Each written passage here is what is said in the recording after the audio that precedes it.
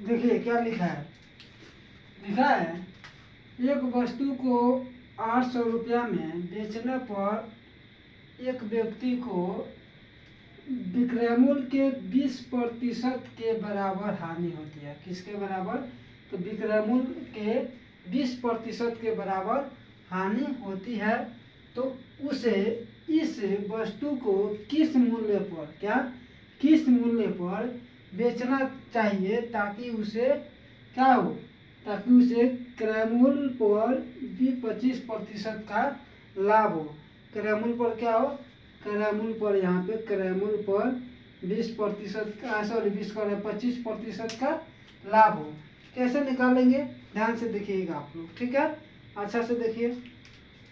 तो हम लोग सबसे पहले हम लोग हानि निकालेंगे। हानि बराबर क्या आ जाएगा? हानि बराबर क्या है, किसका लिखा है? तो यानी विक्रय मूल्य का कितना है, विक्रय मूल्य का कितना है, विक्रय मूल्य के यानी 20% के बराबर, यानी 800 का 20% मतलब 8 गुना 800 गुना 20, 800 गुना 20 बटा 100, 2 जीरो से 2 जीरो कट गया, 8 दूना 16, 160 रुपया हानि हो गया। अब यहाँ से हम लोग क्रय मूल्य निकालेंगे। तो क्रय मूल्य बराबर आप लोग जानते हैं क्या होता है, क्रय मूल्य बराबर विक्रय मूल्य प्लस हानि प्लस विक्रय मूल्य होता है ना। हानि प्लस विक्रय मूल्य बोलिए या विक्रय मूल्य प्लस हानि, कोई फर्क नहीं पड़ता है। यानी तो क्या हो जाएगा हम लोग का, देखिए हानि निकल गया हमारा 60, और विक्रय मूल्य कितना है 800, जोड़ देंगे तो कितना आ जाएगा, विक्रय मूल्य यानी जोड़ेंगे तो कितना आ जाएगा 960 रुपया। अब हम लोग को निकालना क्या है, लाभ प्रतिशत, यानी कितना पर दिया है, यानी 25% पर दिया है ना, 25% लाभ पर। तो जब लाभ है तो क्या करेंगे हम लोग जोड़ देंगे, यानी कितना आ जाएगा 960 का कितना है, यहाँ पर 100 में 25 जोड़ेंगे तो कितना आ जाएगा 125 बटा कितना 100। इसको काटिए, काट देंगे कितना आ जाएगा 25 पचे 125 और 25 चौका 100। इसको काटिए, कितना बार में कट जाएगा 240 बार में कट जाएगा। अब इसमें गुना कर देंगे तो कितना आ जाएगा, यानी 240 में 5 से गुना करेंगे तो कितना आ जाएगा 1200 रुपया। 1200 रुपया हम लोग का क्या हो जाएगा, यानी 1200 रुपया का लाभ हो जाएगा। हाँ, यानी हम लोग का सीपी यानी कितना रुपया हो जाएगा हम लोग का 1200 रुपया हम लोग का आंसर हो जाएगा। समझ में आप लोग आ गया ना, यानी कितना प्रतिशत का लाभ, कितना रुपया लाभ हो जाएगा 1200 रुपया का लाभ हो जाएगा, ठीक है। ताकि उसे क्रय मूल्य पर 25% का लाभ हो। तो क्रय मूल्य हमारा कितना हो गया 1200 रुपया हो गया, ठीक है। कोई दिक्कत आप लोगों को नहीं है ना, बढ़ जाए आगे। चलिए, जहाँ भी दिक्कत होगा तो भूलिएगा, ठीक।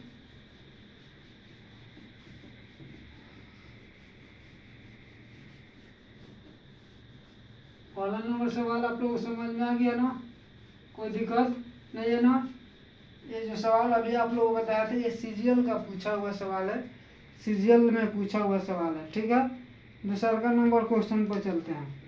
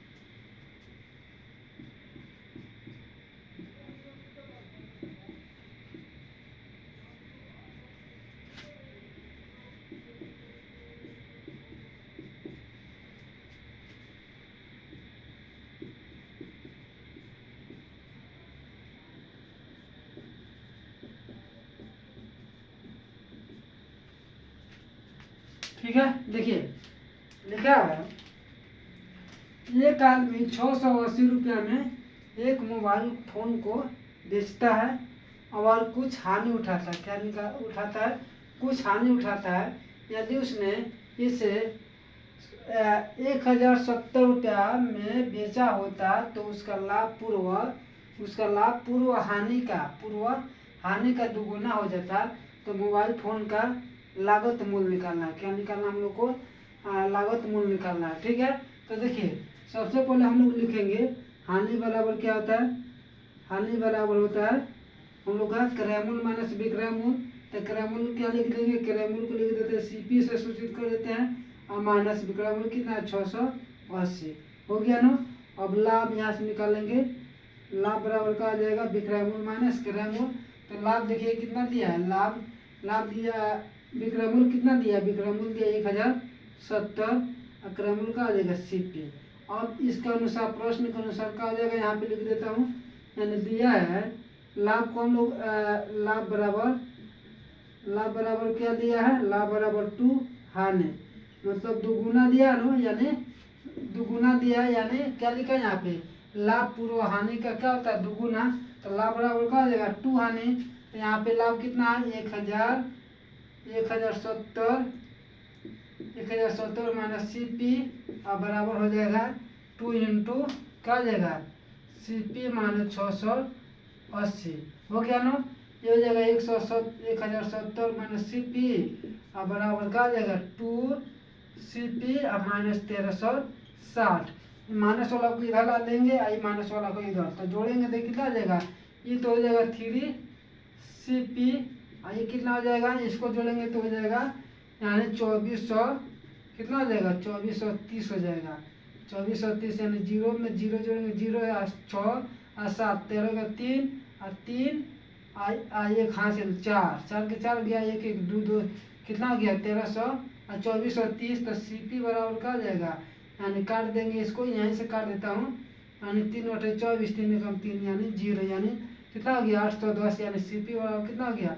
810 रुपये। यानी क्रय मूल्य हम लोग का कितना हो गया? 810 रुपये हम लोग का आंसर हो गया। समझ में आप लोग को आ गया ना? कोई दिक्कत? एक बार और बता देता हूँ, ठीक है। देखिए लिखा है एक आदमी 680 रुपया में एक मोबाइल फ़ोन को बेचता है।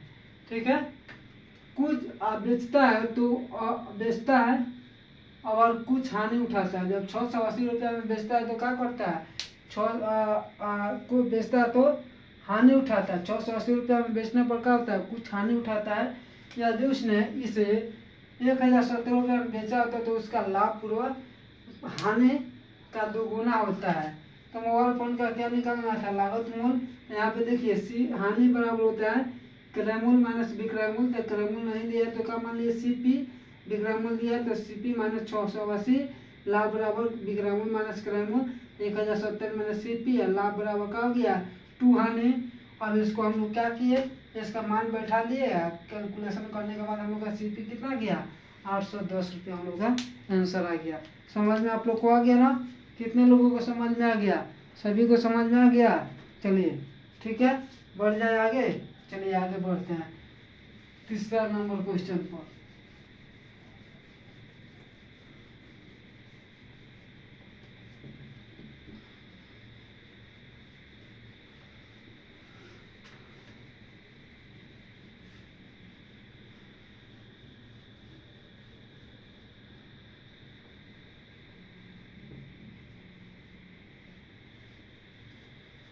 तीसरा नंबर क्वेश्चन पे चलो। चलिए बताने से तीसरा नंबर पर चलने से पहले आप लोग से एक बात बताना चाहता हूँ कि देखिए मेरा सपना था एक साइंटिस्ट बनने का, एक वैज्ञानिक बनने का, और वैज्ञानिक बनकर अपने देश का सेवा करने का। सच्चा मैंने भक्त हूँ। तो मेरा इच्छा था कि एक वैज्ञानिक साइंटिस्ट बनकर अपने देश की रक्षा करूँ। ठीक है, लेकिन देखिए कुछ हालात ऐसे आया कि मैं वहाँ पे नहीं पहुँच सका। हुआ क्या कि उस समय हम लोग जब हमारा ग्रेजुएशन में चल रहा था तो उस समय लॉकडाउन लग गया। लॉकडाउन लगने की वजह से मेरे पास उतना साधन भी नहीं था, मोबाइल नहीं था कि ताकि मैं ऑनलाइन चाहे जो भी है मैं उसे पढ़ सकूं। नहीं हो पाया, नहीं पढ़ पाया, लेकिन आगे चलकर मेरा सपना है कि अब जो मैं नहीं बन सका मैं वो आप लोग को बनाऊंगा। ठीक है, मैं किसी तरह मैं आप लोग को बनाऊंगा। ठीक है, लॉकडाउन के वजह से मेरा सपना इति हो गया। देखिए हम लोग यहाँ पे जितने हमारे अभी जो इति हो रहा है अभी फ़िलहाल में, देखिए कितने लोग जो है वो चीज़ नहीं बता पाते हैं जो स्टूडेंट को जानना चाहिए। ठीक है, सब चीज़ बस यहीं जो है छोटा मोटा जॉब की तैयारी करा देते हैं, लेकिन वो बड़ा जो है जॉब, बड़ा जो तैयारी होता है वो लोग नहीं करा पाते हैं। वे लोग थोड़ा सा इसी हो जाते हैं, बस जॉब थोड़ा सा जॉब का इसी करा देते हैं, लेकिन बड़ा जो होता है उसका तैयारी नहीं करा पाता है। देखिए उसके लिए हम आप लोग को शुरू से क्या करना पड़ता है, कॉलेज कंटिन्यू कीजिए। कॉलेज जिस आप स्कूल में पढ़ते हैं या कॉलेज में पढ़ते हैं तो आप लोग कंटिन्यू कॉलेज में या स्कूल में पढ़िए, वहाँ पढ़िएगा तो आप लोग को बहुत चीज़ सीखने को मिलता है। ठीक है, आप कहते हैं लोग कि स्कूल में पढ़ाई नहीं होता है, कॉलेज में पढ़ाई नहीं होता है। पढ़ाई होता है पर हम लोग जाते नहीं हैं। आप लोग जाइएगा तो मालूम चलेगा जहाँ कॉलेज में पढ़ाई होता है कि नहीं होता है, स्कूल में होता है कि नहीं। देखिए मैं शुरू से लेकर बचपन से लेकर कॉलेज तक मैं कॉलेज में ही पढ़ा हूँ। मैं किसी कोचिंग में बहुत कम गया हूँ, बहुत कम। ठीक है, और कोचिंग भी किया हूँ तो अपने जो स्कूल के टीचर है, कॉलेज के टीचर है, उन लोगों के पास पढ़ा हूँ। उन्हीं लोगों ने हमको बताया कि आप ये चीज़ कीजिएगा, ऐसे करोगे तो तुम यहाँ पहुँच जाओगे। ठीक है, तो मेरे दिमाग में उसी दिन से ख्याल आ गया है कि मैं भी क्या करूँ, मैथमेटिशियन बनकर मैं साइंटिस्ट बनूँ, मैथमेटिक्स से पढ़कर साइंटिस्ट बनूँ और साइंटिस्ट बनकर अपने देश की रक्षा करूँ। लेकिन कुछ वजह ऐसा आया, अभी आप लोगों को बताया हूँ कि उसी जैसे हमारा एडमिशन ग्रेजुएशन में हुआ तो उसी समय लॉकडाउन लग गया। ठीक है, कोरोना वायरस आके हम लोग को क्या किया, देश में लॉकडाउन लग गया। कोरोना की वजह से देश में लॉकडाउन लग गया, जिसकी वजह से हम लोग को पढ़ाई में वहाँ से थोड़ा सा धीमा हो गया। हम लोग जो सपना था वो नहीं हो पाया। देखिए अभी कितने जो है अभी OR के बारे में नहीं बताते हैं। जैसे देखिए OR मैं आप लोग को बताता हूँ, यहाँ पे कैपिटल O और कैपिटल R, ये आप लोग को बहुत कम लोग बताएंगे। देखिए OR का मतलब क्या होता है मैं आप लोग को बताता हूँ। OR का मतलब होता है ऑपरेशन रिसर्च। OR का मतलब क्या होता है, ऑपरेशन रिसर्च। ठीक है, ऑपरेशन रिसर्च। इसका सबसे बड़ा जो है IIT मुंबई में ही सबसे बड़ा इसका कॉलेज जो है IIT मुंबई। इसका जो पढ़ाई होता है मुंबई में होता है, और ये मुंबई में होता है। ये किसके इति से होता है, जब आप लोग BSc जिसको बोलते हैं BSc ग्रेजुएशन होता है, BSc आप BSc पढ़कर BSc फाइनल करने के बाद जस्ट फाइनल के बाद इसका एक फॉर्म आता है IIT, जिसको बोलते हैं IIT JAM बोलते हैं। क्या बोलते हैं हम लोग IIT JAM बोलते हैं, JAM IIT JAM बोलते हैं। अगर इसके थ्रू अगर IIT में अगर आपका रैंक अगर बढ़िया आता है 1 से 3 के बीच में, अगर अच्छा रैंक आता है तो उन्हीं लोगों को IIT मुंबई मिलता है। और जिनका IIT मुंबई मिल गया, अगर इसमें एडमिशन हो गया तो समझ लीजिए आपका जीवन बदल जाएगा। ठीक है, तो आप लोग से यही निवेदन है कि आप लोग मैथमेटिक्स से मतलब साइंस से पढ़ते हैं तो साइंस को आगे पढ़े, कंटिन्यू पढ़ते रहिए, कंटिन्यू पढ़ते रहिए। साइंस में जो मैथ है, फिजिक्स है, केमिस्ट्री है, बायो है, ये नहीं कि हम इंटर तक ग्रेजुएशन तक पढ़े और उसके बाद छोड़ दिए। नहीं, जो जिस विषय से आप पढ़ रहे हैं, आपको 4 विषय में बता रहा हूँ। इसमें जो ये होता है IIT जो साइंटिस्ट जो बनते हैं, साइंटिस्ट तो हर विभाग में बढ़ते हैं, लेकिन साइंस अगर बनना है तो देखिए 4 विषय से बढ़िया से आप बन सकते हैं। पहल का जो है मैथ्स हो गया, उसके बाद होता है फिजिक्स हो गया, फिजिक्स, उसके बाद हो गया केमिस्ट्री, केमिस्ट्री हो गया, उसके बाद बायो हो गया जिसको बायोलॉजी बोलते हैं। ठीक है, ये आपको कोई नहीं बता पाएगा जो मैं आप लोगों को बता रहा हूँ। ठीक है, देखिए इतना ही विषय से आप लोग क्या बोलते हैं, साइंटिस्ट रिसर्च जिसको बोलते हैं, साइंटिस्ट नहीं बोलते हैं क्या, उसको रिसर्च ही बोलते हैं, ठीक है। इसी से आप लोग बढ़िया से साइंटिस्ट बन सकते हैं, जो अभी आप लोग को वार के बारे में बताया हूँ। ऐसे भी होता है और भी होता है रिसर्च, ठीक है, रिसर्च भी होता है। और रिसर्च जो हो गया हम लोग का, रिसर्च जो हो गया ये क्या हो गया, ये अलग हो गया। ये रिसर्च जो हो गया आप मैथ से भी करते हैं, फिजिक्स केमिस्ट्री बायो, आप जिसमें एक ओ आर भी होता है, आप लोगों को बताऊँ जो IIT के थ्रू होता है। तो आप लोग ये चारों विषय, अगर चारों विषय में से आप लोग किसी भी विषय से हैं तो आप लोग ये नहीं जो ग्रेजुएशन तक पढ़ के छोड़ दिए, नहीं, आप लोग कंटिन्यू पढ़िए, कंटिन्यू पढ़िए, IIT में बैठिए, एग्ज़ाम दीजिए और क्वालिफाई कीजिए। आप लोग कोशिश कीजिए कि मुझे IIT मतलब अच्छा रैंक आए, मुझे IIT मुंबई मिले। IIT एक होता है, कहाँ है, एक IIT कौन है, गुवाहाटी है, ठीक है, कानपुर है। अगर इसमें आप लोग का एडमिशन हो जाता है तो आप लोग क्या बोलते हैं कि आप लोग का जीवन बदल जाएगा, ठीक है। बात आती है आप लोगों को पैसा की या जो भी चीज़ है, अगर वो दिक्कत आएगा तो मैं आप लोगों को दिक्कत को सॉल्व करूँगा, वो दिक्कत नहीं आने दूँगा। अगर आप लोग इसमें अगर इसमें इच्छा है, अगर आप लोगों को पढ़ने की इच्छा है, पढ़ना चाहते हैं, तो कोई बाधा नहीं होने दूंगा आप लोग को। कोई अगर रुकावट आता है तो उस रुकावट को हम दूर कर देंगे, लेकिन उसी शर्त पर जब आप लोग अच्छा से दिल से पढ़िएगा तब, क्योंकि इसमें पढ़ने के लिए बहुत ही दिल से पढ़ा जाता है, ठीक है, बहुत ही लगन से पढ़ा जाता है, तब यहाँ तक तो पहुँचा जाता है। देखते हैं आजकल कितना लोग मतलब IIT में बैठते हैं, लेकिन बहुत कम लोग का होता है अच्छा रैंक लाते हैं।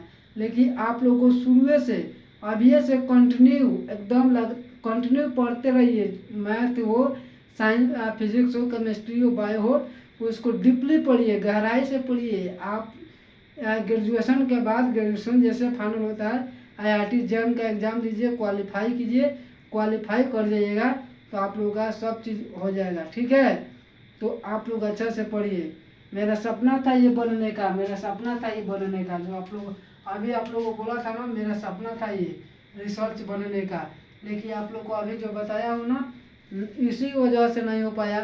क्या कि ग्रेजुएशन में हमारा नॉलेज मैथ में बहुत है, लेकिन क्या हुआ कि लॉकडाउन की वजह से मार्क्स कम हो गया, जिसकी वजह से हमारा आगे की पढ़ाई में रुकावट हो गई है, नहीं हो पा रहा है, ठीक है। नहीं तो मैं भी इसी का, मेरा भी सपना था यहीं से रिसर्च बनकर मैं अपने देश की अच्छा से सेवा करूं, अच्छा मतलब अपने देश को वहाँ इसी पर पहुँचाऊँ, ठीक है। लेकिन नहीं हो पाया। लेकिन वो चीज़ जो मेरा सपना था, वो मैं अपना सपना आप लोग से पूरा कराऊंगा, ठीक है। आप लोग मन से पढ़िए, लगन से पढ़िए, जहाँ भी आप लोग को दिक्कत होगा वहाँ मैं आप लोगों को सोल्यूशन करूँगा। आप लोग को कहीं से दिक्कत नहीं होने देंगे, कहीं से होने नहीं दूंगा आप लोगों को। अगर आप लोगों को यहाँ से अगर मान लीजिए पैसा बाधा पड़ रही है तो मैं आप लोगों को पैसा देकर हेल्प करूँगा, या किसी भी तरह बाधा पड़ रहा है तो मैं उसको बाधा को दूर कर दूंगा, बाधे नहीं आने दूंगा आप लोगों के जीवन में, ठीक है। कब, जब आप लोग अच्छे से पढ़कर इस मुकाम तक पहुँचिएगा, तब अगर आप लोगों का टारगेट यही रहेगा तब आप लोगों को मैं हेल्प करूँगा, ठीक है। अगर आप लोग का यहाँ तक अगर इसमें जाने का मन है, इच्छा है, तो आप लोग को हेल्प करूँगा। जो आप जिस विषय से हैं आप सिर्फ बता दीजिए इस विषय से मैं उस जितना भी है उसमें सब चीज़ मैं आप लोगों को बिल्कुल बेसिक से लेकर हाई लेवल तक मैं आप लोगों को बताऊँगा, ठीक है। तो आप लोग अच्छा से पढ़िए, ध्यान से पढ़िए, ठीक है। आप लोग को मतलब इसमें आप लोग को इति नहीं होने देंगे हम, ठीक है, पीछे नहीं हटने देंगे। अगर आप लोग अच्छा से तैयारी करते हैं तो, ठीक है। आप लोग अच्छा से तैयारी कीजिएगा, जो भी समस्या आएगी सिर्फ आप लोग हमसे एक बार बोलिएगा, आप लोगों को सभी समस्याओं को हम दूर कर देंगे, ठीक है। सभी समस्याओं को आप लोग को दूर कर देंगे, लेकिन आप लोगों के साथ नहीं होने देंगे। अगर आप लोग को इच्छा होगा यहाँ इसमें पढ़ने का तो यहाँ तक जाने का, ठीक है। अगर यहाँ तक आप लोग चल जाइएगा तो आप लोग को बहुत फायदा होगा, ठीक है। चलिए अब हम लोग आगे बढ़ते हैं। देखिए आप लोग ये करना है, अभी भी हमको मन करता है, अभी भी हमको मन करता है ताकि मैं अभी भी इसमें पढ़ूं, लेकिन क्या बताऊं आप लोगों को नहीं हो पाता, मैं हर जब भी एडमिशन चालू होता है तो भी मैं अप्लाई करता हूँ, क्योंकि ऐसा कोई थी नहीं है कि हमारा इसी हो जाए, परसेंटेज कम हो गया जिसकी वजह से नहीं हो पाता है। नहीं तो अभी भी मेरा मन है ताकि उसमें एडमिशन ले लूँ और उसी में तैयारी में लग जाऊँ, लेकिन समय भी निकल गया हम लोग का। लेकिन आप लोग का अभी पूरा फुल समय है, आप लोग इसमें तैयारी में लग जाइए। जो भी बाधा पड़ेगा मैं आप लोगों को बोल रहा हूँ कि आप लोग को ज़िंदगी में जीवन में बाधा नहीं आने दूंगा, ठीक है। और मैथ से पढ़ रहे हैं तो मैथ से तो आप लोग को पूरा मैथ बता दूंगा, जितना भी आप हमारे इंडिया में है जितने भी प्रकाशन का मैथ है वो सब मैथ बताऊंगा। या आप इंटर में है, ग्रेजुएशन में है या ग्रेजुएशन में है या जिसमें भी है, आप लोग अगर तैयारी कर रहे हैं तो मैं सब आप लोगों को बताऊंगा बिल्कुल शुरू से, ठीक है। बिल्कुल बेसिक से और हाई लेवल तक जो आप लोग के एग्जाम में पूछेगा, ठीक है। चलिए हम लोग शुरू करने जा रहे हैं। तीसरा नंबर क्वेश्चन में लिखा है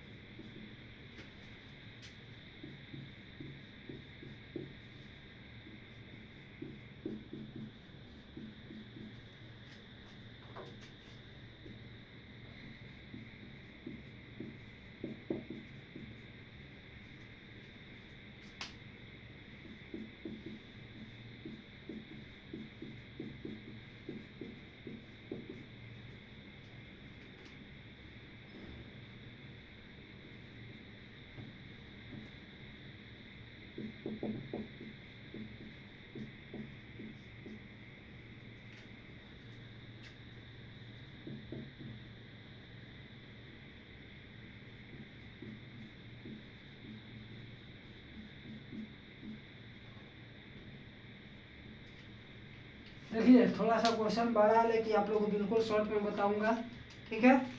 ठीक है, एक दुकानदार ने ये सीजीएल का सवाल है, सीजीएल मेंस का सवाल है, सीजीएल टायर 2 मेंस का सवाल है। कब पूछा था? 11/9/2019 को पूछा था, ठीक है। सीजीएल मेंस का सवाल है। एक दुकानदार ने 120 क्विंटल गेहूँ खरीदा। इस गेहूँ को 20% भाग को 20 पर इसके मतलब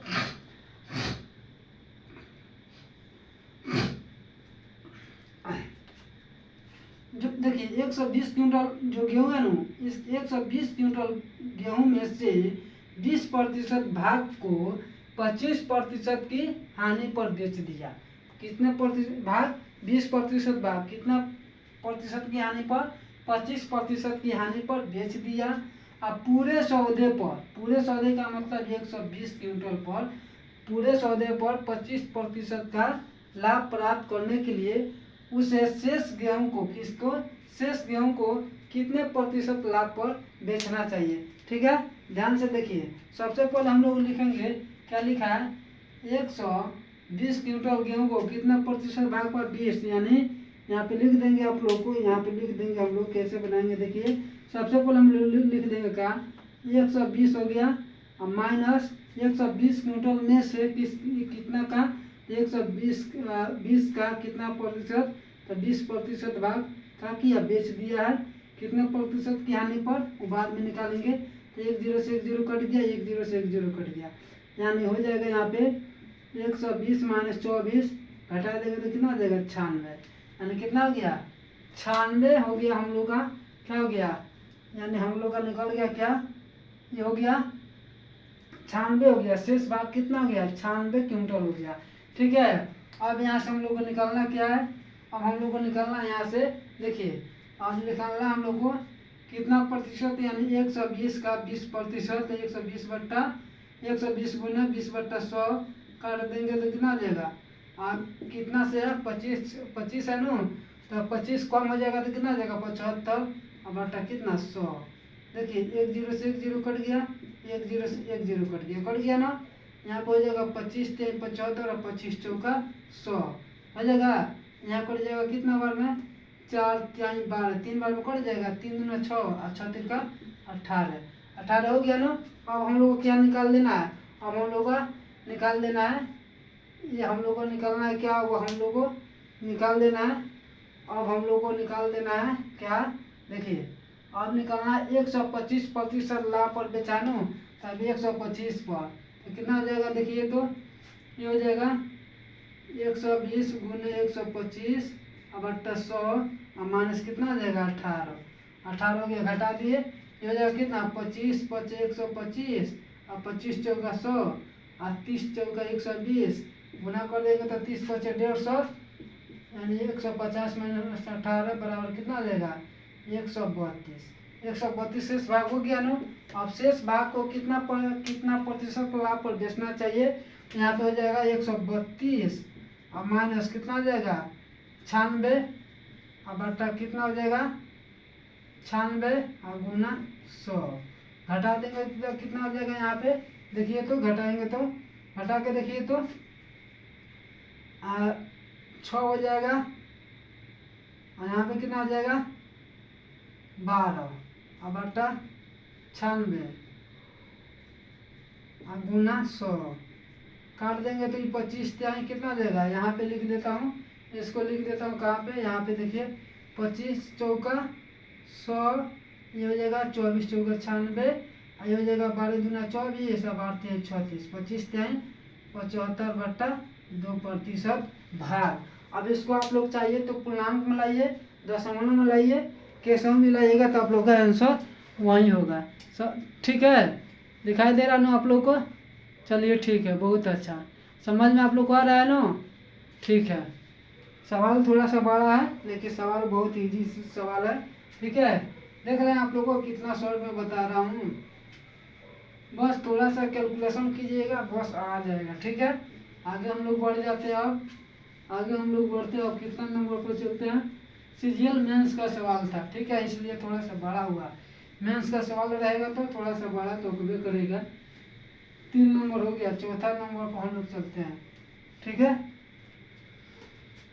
और एक बात और बता देता हूँ कि जो स्टूडेंट अगर 4 विषय से पढ़ा है, मैथ फिजिक्स केमिस्ट्री बायो, अगर 4 विषय से पढ़ा है तो जीवन में कभी भूखा नहीं रहेगा, जीवन में कभी भूखा नहीं रहेगा। खासकर जो मेरे पास पढ़ा हुआ स्टूडेंट है वो कभी भूखा कभी बेरोजगार नहीं रहेगा। जो मैथ्स बढ़िया से बेसिक से पढ़ लिया है हाई लेवल तक, वो कहीं भी रहेगा तो उसको महीना में कम से कम 20,000 25,000 30,000 महीना हमेशा उठाता रहेगा। काहे वो चाहेगा तो वो ट्यूशन भी पढ़ा सकता है, कोचिंग भी पढ़ा लेगा, या कहीं पे स्कूल में कॉलेज में मतलब वो जाकर पढ़ा लेगा तो उसको वहाँ से उसको पैसा मिल जाएगा, बेरोजगार कभी नहीं बैठेगा। ठीक है, कब जब शुरू से बिल्कुल बेसिक से लेकर हाई लेवल तक मैथ्स पढ़ लिया है, वो मैथ्स से पढ़ने वाले स्टूडेंट कभी बेरोजगार नहीं होते हैं। ठीक है, वो मैथ बहुत काम का चीज़ है, आप मैथ से पढ़कर कहीं भी जा सकते हैं। देखिए एक मेरे जिला के एक स्टूडेंट थे। वो जब हम लोग मतलब पढ़ते थे उस समय, तो उस समय देखिए उस समय यहाँ अभी जो लाइट का चारों तरफ व्यवस्था है, उस समय लाइट का व्यवस्था नहीं था। उस समय हम लोग किससे पढ़ते थे, तो जिसको हम लोग बोलते हैं दिया, ढिबरी बोलते हैं हम लोग, ठीक है, दिया से पढ़ते थे, केरोसिन तेल डालकर उसमें पढ़ते थे। उस समय लैंप आता था, लैंप से पढ़ते थे।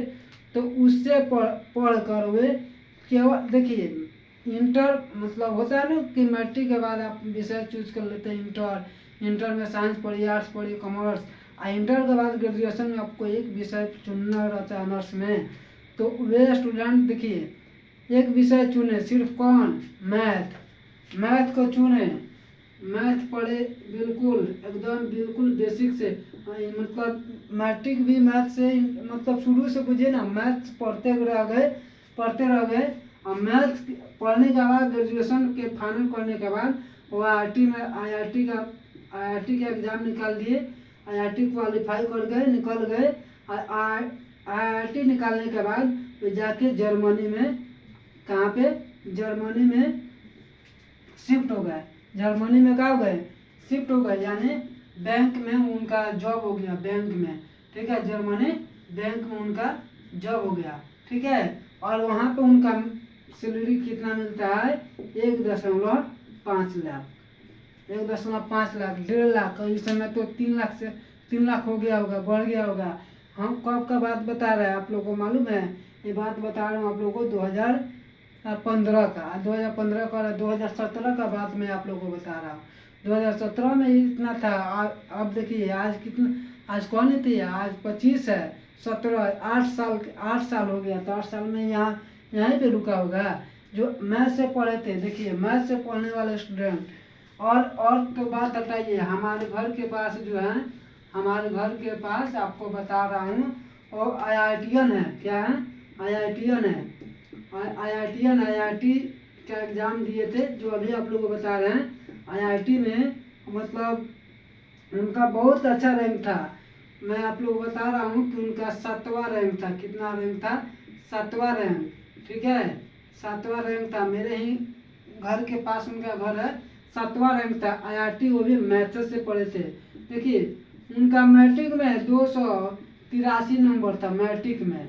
टोटल मार्क्स कितना था, टोटल मार्क्स था 283, टोटल मार्क्स 283 था, लेकिन मैथ में उनका था 85 नंबर उस समय। कब, 2012 में, 2012 में 85 था। अब इंटर में भी उनका, इंटर में भी उतना ही है, सेकेंड डिवीजन है।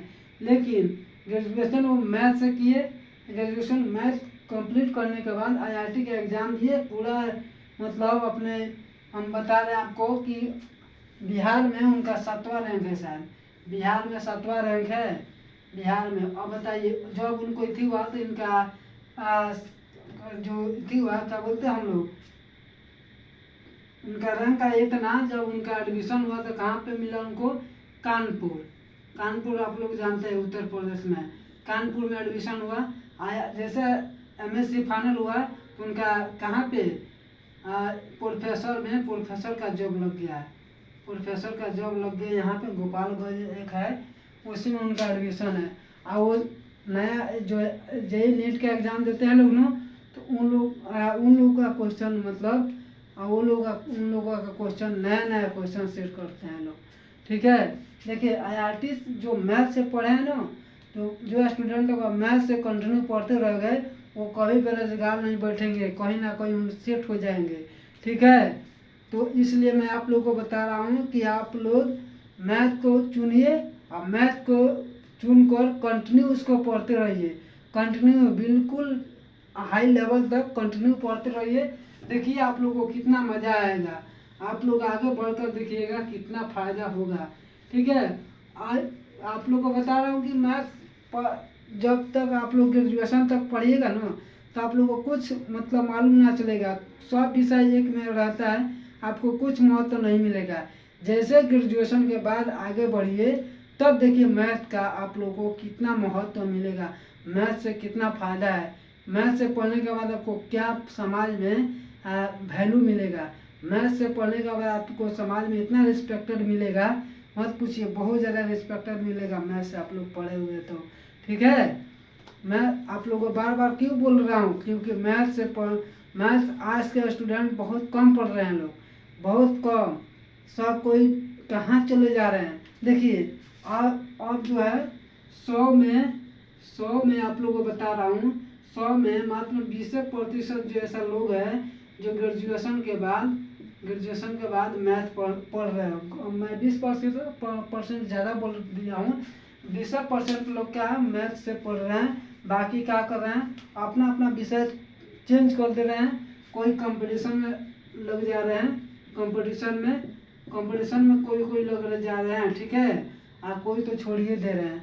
लेकिन आप लोग को कंटिन्यू पढ़ते रहना है। जब कंटिन्यू आप लोग पढ़िएगा ना तो मैथ का फायदा आप लोग को आगे चल के मालूम चल जाएगा। तब आप लोग कहिएगा कि हाँ सर हम झूठ बोल रहे थे कि सही बोल रहे थे। ठीक है, तो आप लोग मैथ कंटिन्यू पढ़िए। आप लोगों को मैं बोल रहा हूँ बार बार कि 4 विषय, आप लोग 4 विषय में से कोई विषय चूज कर लीजिए और उस विषय को कंटिन्यू पढ़ते रहिए, तब देखिए आपको कितना फायदा होता है। ठीक है, कंटिन्यू पढ़ते रहना है। चलिए अगला नंबर क्वेश्चन पर हम लोग चलते हैं। ये भी क्या है, ये भी मेंस का सवाल है।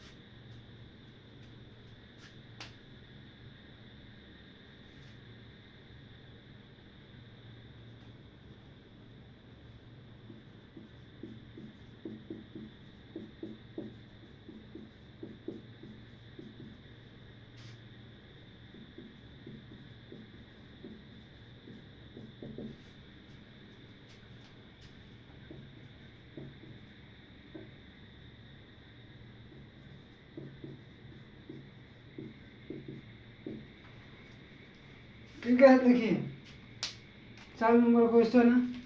लिखा है एक वस्तु को किसी निश्चित मूल्य पर क्या किया जाता है, किसी निश्चित मूल्य पर क्या किया जाता है, बेचा जाता है। किसी निश्चित मूल्य पर बेचा जाता है यदि उसे उक्त मूल्य के किसे उक्त मूल्य के 33.1/3% पर बेचा जाता है तो 33.1/33% की हानि होती है। तो यदि उस वस्तु को विक्रय मूल्य के 60% पर बेचा जाता है तो लाभ प्रतिशत क्या निकालना है, क्या निकालना हम लोग को, लाभ प्रतिशत निकालना है। तो देखिए क्या निकालेंगे, ठीक है। सबसे पहले हम लोग क्या करेंगे, ये हम लोग क्रय मूल्य को मान लेंगे कितना, क्रय मूल्य बराबर मान लेंगे 100। क्रय मूल्य कितना आ जाएगा 100। और प्रारंभिक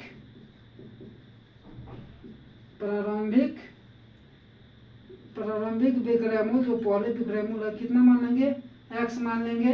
अब हम लोगों का आ जाएगा, देखिए कितना प्रतिशत की हानि होती है, तो 33 पूर्णांक इतना। तो अगर 33.1/3 को अगर फ्रैक्शन में लाएंगे तो हम लोग का कितना हो जाएगा, 1/3 हो जाएगा। कितना हो जाएगा, 1/3 हो जाएगा। तो यहाँ पे हो जाएगा हम लोग का, यहाँ पे x माने आनू तो क्या हो जाएगा, 1/3 बराबर क्रय मूल्य कितना माने 100 और गुणा क्या हो जाएगा 1/3 और प्लस 1/3 को जोड़ देंगे। तो अब क्या हो जाएगा हम लोग का, देखिए अब हो जाएगा हम लोग का x/3 और 3 बराबर क्या हो जाएगा 100 गुना जोड़ेंगे तो ये हो जाएगा 2/3।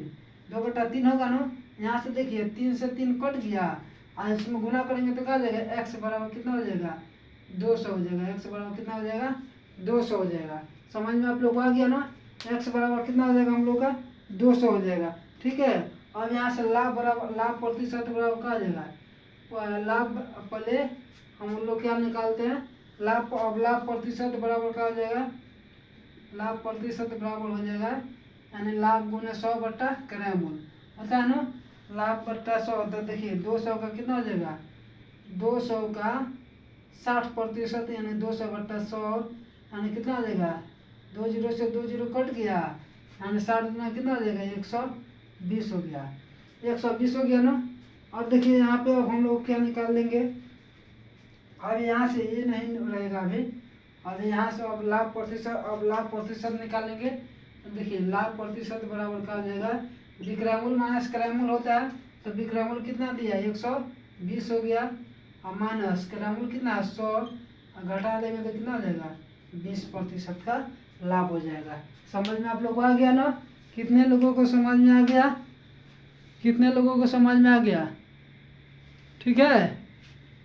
चलिए अब समझ में आ गया ना, आगे बढ़ जाए। एक लास्ट क्वेश्चन है 5 नंबर, इसके बाद फिर हम लोग आगे बढ़ेंगे, ठीक है। चलिए सेम इसी प्रकार का सवाल है, कैसा सवाल है, इसी प्रकार का सवाल है। अब इसमें कोई दिक्कत नहीं है ना, चलिए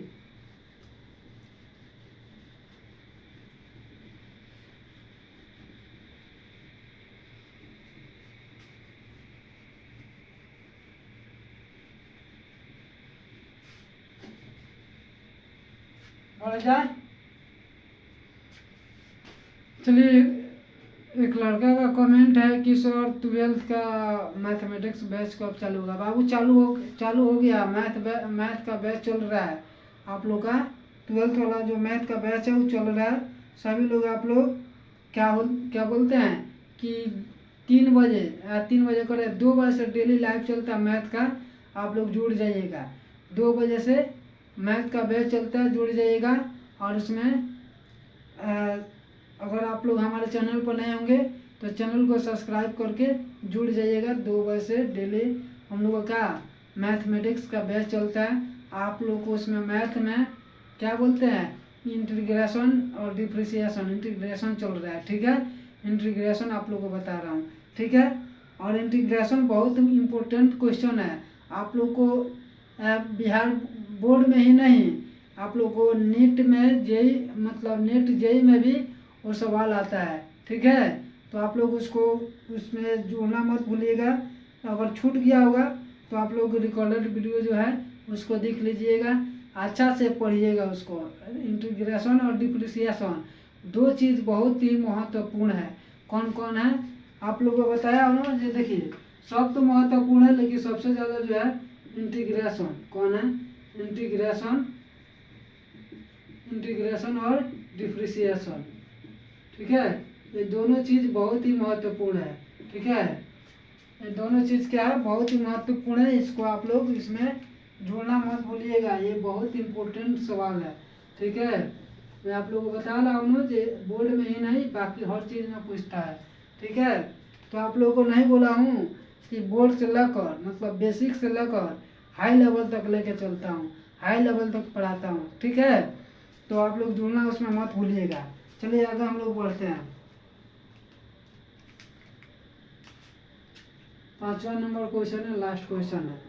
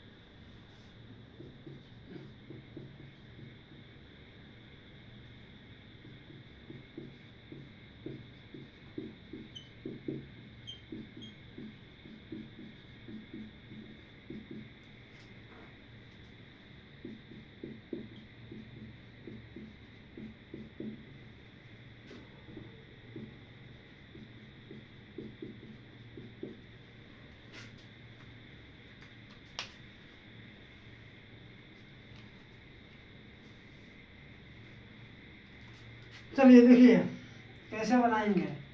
लिखा है किसी वस्तु को एक निश्चित मूल्य पर, किसी वस्तु को एक निश्चित मूल्य पर बेचा जाता है। यदि उस वस्तु को इस मूल्य के 80% बेचा जाता है, 80% भाग बेचा जाता है, तो 10% की क्या होती है, हानि होती है। 10% की हानि होती है। तो यदि वस्तु को उसके वास्तविक बिक्री पर बेचा जाता है तो लाभ प्रतिशत निकालना है। क्या निकालना हम लोग को, लाभ प्रतिशत। जैसे इसके पहले 4 नंबर बताए थे वैसे ही सेम 5 नंबर है। तो सबसे पहले हम लोग क्रैमूल कितना ले लेते हैं, क्रैमूल हम लोग ले लेते हैं, क्रैमूल हम लोग का कितना हो जाएगा, क्रैमूल हो जाएगा, क्रैमूल हो गया 100 और वहीं विक्रय प्रारंभिक विक्रय मूल्य कितना हो जाएगा, x हो जाएगा। ठीक है, अब देखिए विक्रय मूल्य कितना है 80%, तो यहाँ पे हो जाएगा 80x और बट्टा कितना हो जाएगा 100 और बराबर यहाँ पे देखिए हाँ कितना प्रतिशत की हानि होती है 10, तो 10 यानी 100 में से 90 घट गया तो कितना हो गया, 100 में से 10 गया तो 90 हो गया। अब यहाँ से देखिए, अब यहाँ से तिरछा तिरछी गुना करेंगे तो x बराबर हो जाएगा 90 गुना 100 और बटा कितना 80, भाग करेंगे तो कितना हो जाएगा, देखिए तो यहाँ पे हो जाएगा कितना से काटता हूँ 25 चौका 100 और 25 चौका 100 आई हो जाएगा 20 चौका 80। डायरेक्ट इसको किससे काट देता हूँ 5 से, यानी 20 × 5 = 100 और 16 × 5 = 80। 16 × 5 20 से काट दूँ, 20 से काट देता हूँ, 20 × 5 = 100 या 20 चौका 80। ठीक है, यहाँ पे काट देता हूँ 2 दूना 4 और 45 दूना 90, यानी कितना हो जाएगा 225/2 हो जाएगा। यानी विक्रय मूल्य कितना हो गया 225/2 हो गया। अब निकालना क्या हम लोग को लाभ प्रतिशत, तो लाभ प्रतिशत बराबर क्या हो जाएगा विक्रय मूल्य माइनस क्रय मूल्य यानी 225/2 और -100 और घटा देंगे तो कितना आ जाएगा यानी 25/2 यानी 12.5% का लाभ हो जाएगा। कितना हो जाएगा 12.5।